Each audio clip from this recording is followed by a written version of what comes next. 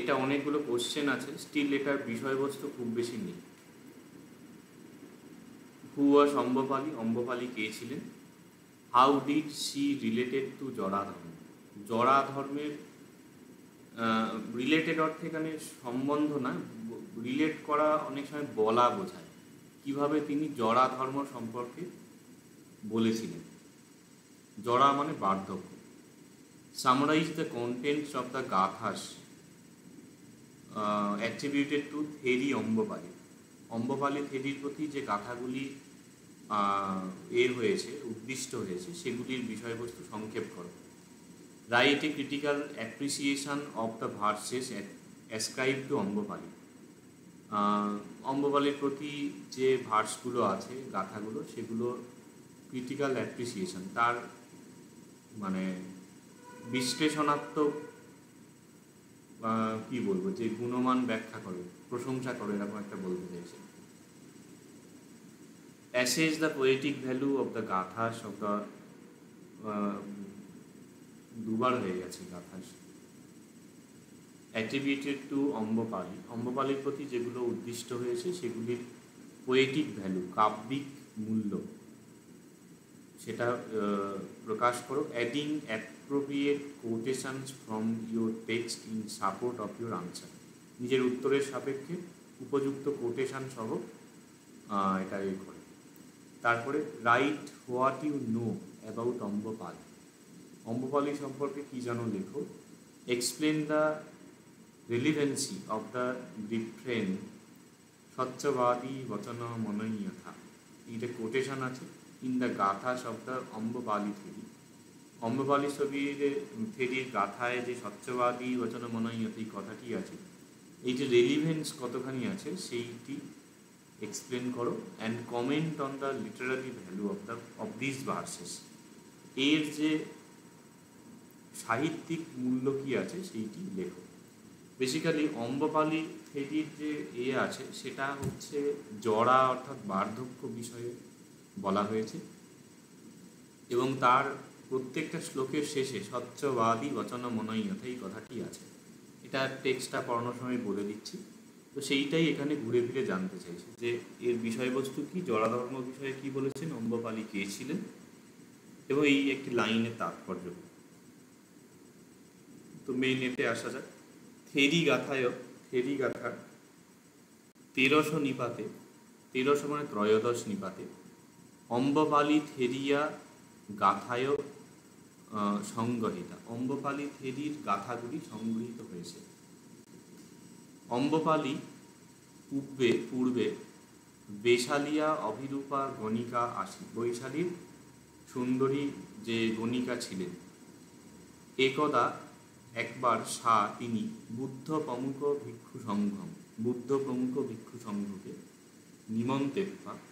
নিমন্ত্রণ করে অত্তন প্রাসাদ সহিত, নিজের প্রাসাদ সহিত, অম্ববনং অদধি, আম্রবন দান করেছিলেন, যেটা আমরা মহাপরিনির্বাণ সূত্রে পড়েছি।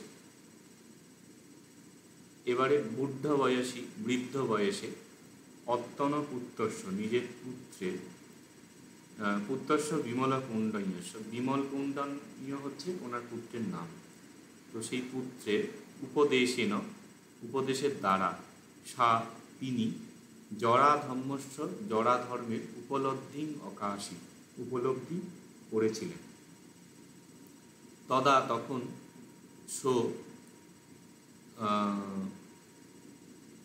এটা হবে না, এটা হবে, ইনি স্ত্রীলোক। তদা একুনবিশতি গাথাহি, একুনবিশতি হচ্ছে 19টি গাথার দ্বারা অত্তন নিজের জরাধর্ম বিষয়ক উপলব্ধি প্রকাশ করেছে। ভ্রমর বর্ণ সদৃশ কালো তস্যা কেশা, তার কেশগুলি জরার দ্বারা শাণ বাক সদিশা অহসি, শান মানে বা শন বোঝায়, শন হচ্ছে পাটের মতনই একখানা সেটার তন্তু হয়। তো তার বাক মানে হচ্ছে বল্ক, বল্ক বক্ক বাক, এটা লিঙ্গুইস্টিক্সে পড়েছো।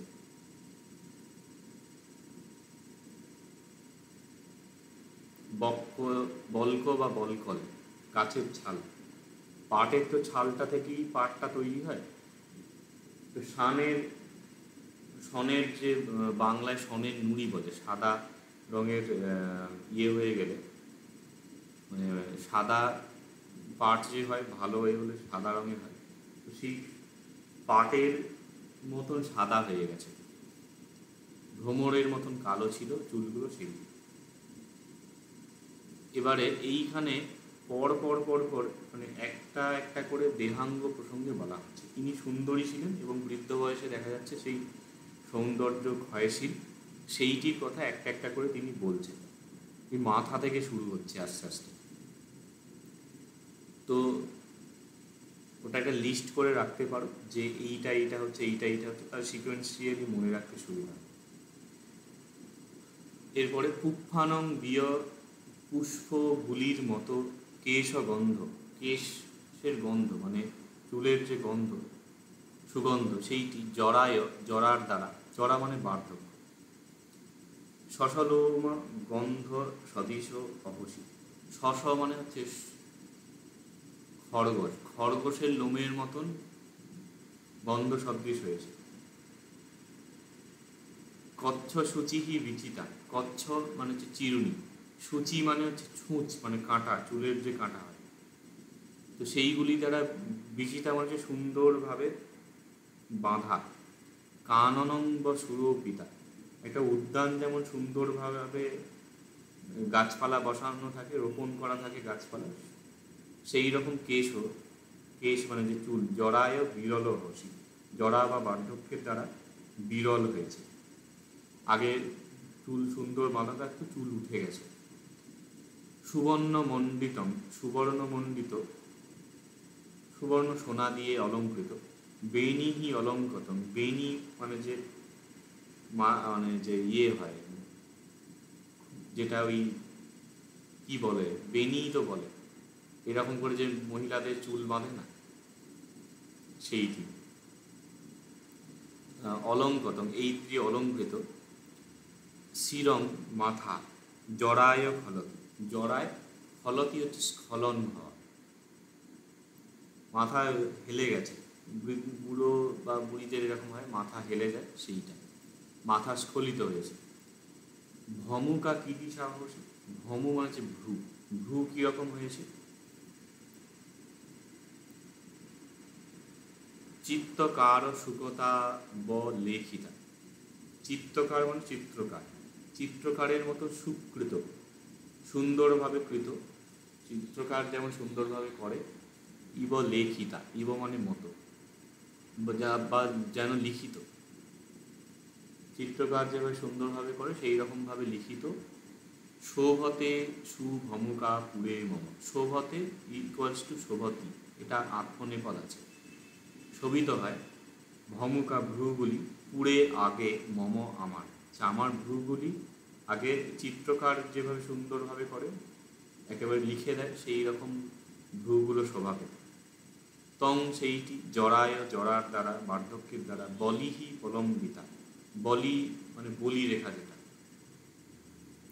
বলি রেখার দ্বারা প্রলম্বিত হয়েছে, ঝুলে পড়েছে ভ্রুটা। এইবারে স্বচ্ছবাদী বচন মননীয়তা, এই কথাটি প্রত্যেকটা শ্লোকের শেষে আছে। এগুলো এগেন মূল পালি থেকে ভাঙিয়ে লেখা হয়েছে। কালকা ভ্রমরবন্য সদিশা বেল্লিতজ্ঞা মম মুগ্ধজা অহুং তং জরায় শানবাক সদিশা স্বচ্ছবাদী বচন মননীয়তা, এইরকম শ্লোকগুলো আছে। এগুলোও কিন্তু আমার মনে আছে, এটা আমাদের থার্ড ইয়ারে ছিল, 6th পেপারে, এবং পোয়েট্রি সেকশন থেকে আমি সবচেয়ে বেশি পেয়েছিলাম 6th পেপার থেকে, 88। তো এইটা তো আমাদের মানে টার্গেট রাখতে পারো যে এরকম পাওয়া যেতে পারে। 88 মানে পার্সেন্টেজে কত হবে তোমাদের? 300 বোধহয়, 350 কাছাকাছি বোধহয় হয়ে যাবে নাম্বার। যাই হোক, তো তো জরায় প্রলম্বিত, এই স্বচ্ছবাদী বচন মনোনীত, এইখানে হচ্ছে স্বচ্ছবাদী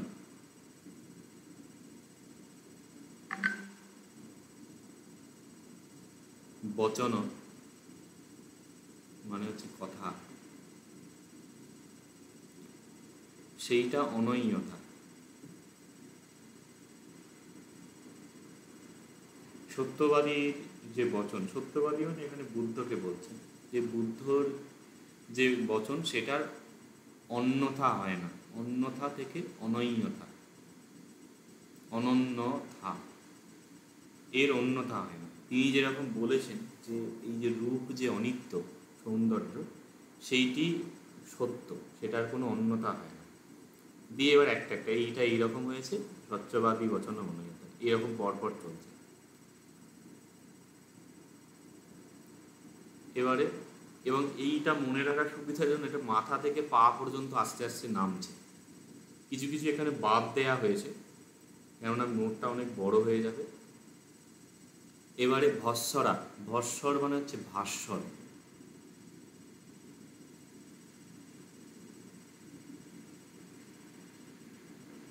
ভাস্বর মানে হচ্ছে যে মানে ভাস্বর যে উজ্জ্বল, মণি অথা মণির মতো, নেত্তা নেত্রগুলি, নীলা নীল, আয়তা আয়ত মানে হচ্ছে লম্বা, মানে টানা টানা চোখ বলে না, সেই লম্বা চোখ। অহেসুং ছিল, তে সেগুলি জরা ধম্মেন, জরার ধর্মের দ্বারা বা জরার কারণে, বার্ধক্যের কারণে, বৃত শোভা অহেসুং, শোভাহীন হয়েছে। সন্হ তুঙ্গ সদিশা, সন্হ মানে হচ্ছে নরম, তুঙ্গ মানে হচ্ছে পর্বত, নরম পর্বতের মতো সদৃশ, নাসিকা নাক, জরায় জরার দ্বারা, উপকূলিতা বিয় অহসী, যেন উপকূলিতা মানে হচ্ছে ওই কুঞ্চিত হয়েছে, কুঁচকে গেছে। কঙ্কনঙ্গ কঙ্কনঙ্গিব, কঙ্কন মানে কাঁকন, যেটা বালা, হাতের বালা, সেই রকম সুন্দরম সুন্দর। কর্ণপালীয়, কর্ণপালী মানে কানের যে ইয়েটা, মানে কান যেটা।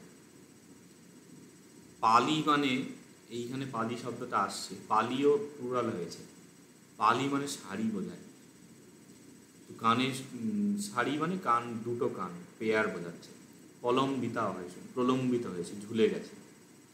তারপরে পত্তলি মুকুল বন্য সদিশা, পত্তলি মুকুল মানে হচ্ছে মোচা, মোচাতে মানে মোচা আশা করি দেখেছো, মোচা খুললে এই মোচাগুলো এরকম এরকম থাকে না, এইরকম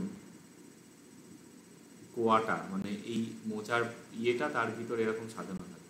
তো পত্তলি মুকুল মানে কলার যে মুকুল মানে মোচা, সেই রকম বন্য সদিশা, বর্ণের সদৃশ। দন্তা দাঁতগুলি, খণ্ডা খণ্ড খণ্ড হয়ে গেছে, দাঁত ভেঙে যায় বুদ্ধ বয়সে। জব পীতকা, জবের মতো পীতবর্ণ হয়েছে। জব আশা করি জানো, গমের মতনই একটা ইয়ে হয়, ওই হলুদ মতন হয়ে গেছে। জবের হলুদ হয় না, স্টিল ওই ওই টাইপেরই রং হয়, শস্যগুলো যেমন হয়। অহেসুং হয়ে গেছে। কোকিল বা স্বর, কোকিলের মতন যে স্বর, সেটা খলিতং মহসি, স্খলিত হয়েছে। শঙ্খ বিয় সুমজ্জিতা গ্রীবা, শঙ্খের মতো সুমার্জিত গ্রীবা, ভগ্গা অহসি, ভগ্ন হয়েছে। তথাচ এবং অনুরূপে,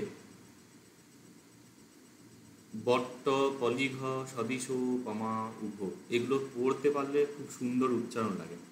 বট্ট মানে হচ্ছে মানে বর্তুলাকার গোল, পলি এটা পালিঘ হয়ে গেছে, কথাটা প হলো, বট্ট পলিঘ, পলিঘ মানে হচ্ছে স্তম্ভ, বলছে গোল স্তম্ভের মতন, রাউন্ড শেপড স্তম্ভের মতো, সদৃশ উপমা, সদৃশ উপমাযুক্ত, উপমা মানে তুলনা, কম্পারিজন বোঝায়, বলছে রাউন্ড শেপ স্তম্ভের মতন তার সাথে তুলনা করা যায় সেই রকম, উভয়ে শোভতে, শোভতে ইকুয়ালস টু শোভতি, শোভিত হয়। সুটা অলঙ্কারী। বাহা পুরে মো, বাহা মানে হচ্ছে হাত, যে বাহু দুটো এই এরকম মানে রাউন্ড শেপ স্তম্ভের মতো সুন্দর শোভা পেত পুরে মম, আগে আমার, তা জরায়, সেইগুলো জরার কারণে যথা পাটলি, পাটলি বৃক্ষের মতন দুর্বলিকা, দুর্বল হয়ে গেছে। পাটলি বৃক্ষ মোস্টলি পারুল গাছ বলে, কিন্তু আমি দেখিনি কখনো যে কীরকম হয়। গোলাপি রঙের ফুল হয় পাটলি বৃক্ষ বা পাটলি পুষ্প বলে, সেই রকম দুর্বল হয়ে গেছে। সত্যবাদী বচন মনে হয়, প্রত্যেকটা শ্লোকের শেষে এই কথাটি আছে যে সত্যবাদীদের কথার অন্যথা আছে। মুদ্রিকা মণ্ডিতা হত্যা, মুদ্রিকা মণ্ডিত হস্ত, পূর্বে শোভমানা অহেশু, শোভিত হলো। মুদ্রিকা মানে হচ্ছে আংটি, আংটিকে মুদ্রিকা বলে। অঙ্গুরীয়, অঙ্গুরীয় এরকম আরো শব্দ আছে।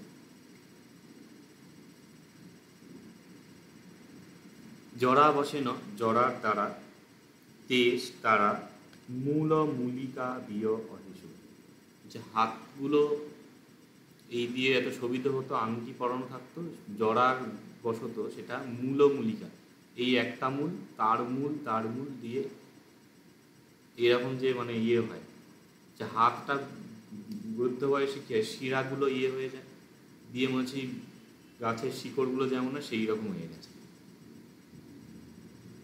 কঞ্চন ফলকং ব সুমর্থম, কঞ্চন মানে কাঞ্চন, কাঞ্চন ফলকের মতো সুমর্থ। এই মর্থ শব্দটা মানে এটা অ্যাকচুয়ালি মৃষ্ট হয় সংস্কৃতে, এইটার মাঝে মার্জিত, মানে সুমার্জিত, ওয়েল পলিশড, এটা বোঝাচ্ছে। কাঞ্চন ফলক, সোনার ফলক যেমন সুন্দর পালিশ করা হয় সেই রকম কায় শরীর। বলিহি ও তত অপসি, বলি মানে এখানে ইয়ে বলি মানে বলি রেখা, সেইটার দ্বারা ও তত অপসি, ও তত মানে হচ্ছে ঝুলে গেছে, ওই বলি রেখা ঝুলে যায় শরীরে। একদম যদি 90 বছরের কাছাকাছি যদি বয়স্ক রমণী দেখো তাহলে আরো স্পষ্ট বোঝা যাবে। রমণী কেন, এটা মানে পুরুষদের ক্ষেত্রে এটা সবারই ওই পরিণতি। নাগ ভোগ সদৃশ, নাগ মানে এখানে সাপ না, এইখানে না, এখানে সাপই হয়ে যাচ্ছে। ভোগ মানে হচ্ছে ওই যে সাপের যে কুণ্ডলী হয় সেইটা।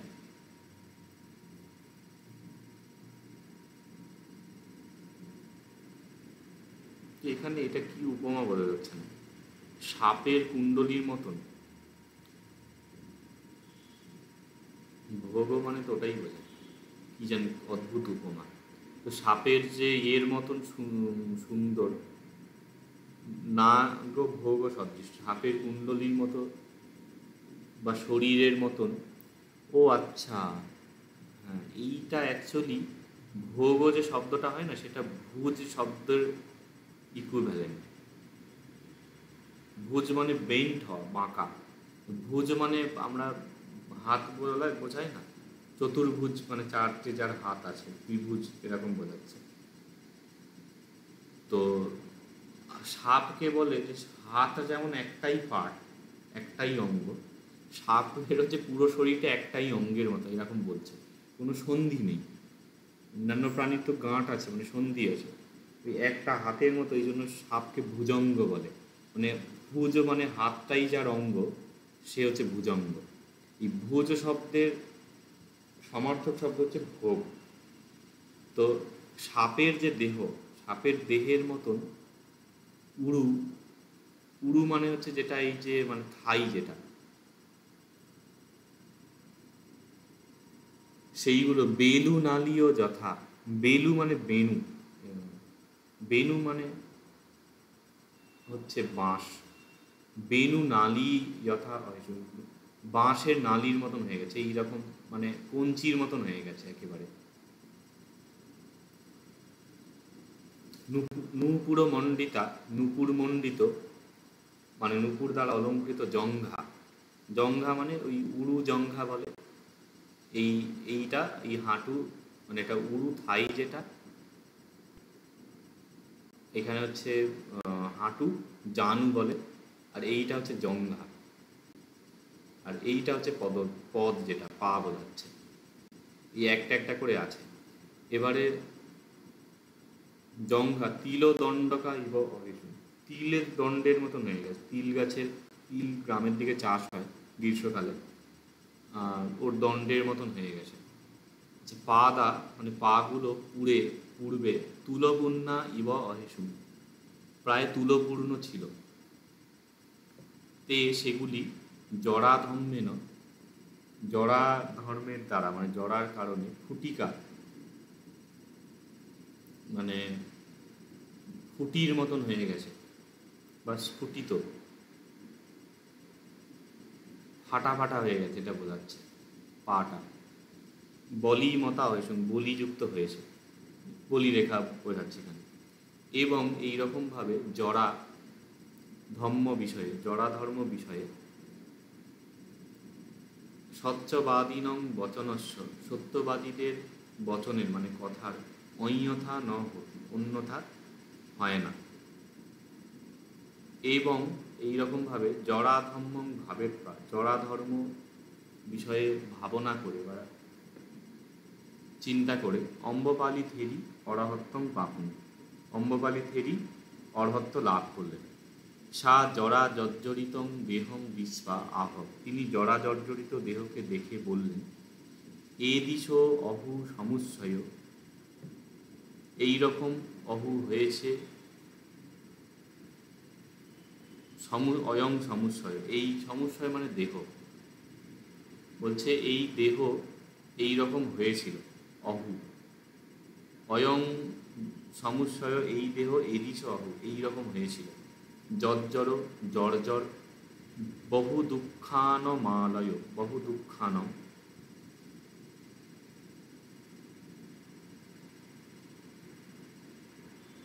বহু দুঃখের আলয়, বহু দুঃখের গৃহ, সৌপলেপতিত জরাঘর,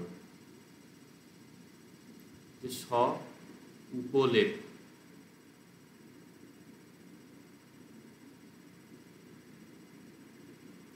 বলছে উপলেপ অতীত হয়েছে। বাড়ির যেমন প্লাস্টার দেওয়া হয়, এই প্লাস্টার উঠে গেছে, মানে এই সৌন্দর্যটা হচ্ছে বাহ্যিক, উঠে গেলেই সেই দেহের যে কুচ্ছিত সেইটি প্রকাশ পায়। তো জরার ঘর, যে এই দেহটা হচ্ছে এই রকম ছিল, আর এই রকম হয়েছে, জর্জর দুঃখের আলয় হয়েছে, তার যেন প্রলেপ উঠে গেছে, আর বার্ধক্যের এটা নিবাসস্থল, জরার ঘর। তো তাই সত্যবাদী বচন অনন্যতা, সত্যবাদীদের যে বচন সেইটির অনন্যতা, তার কোনো অন্যথা হয় না।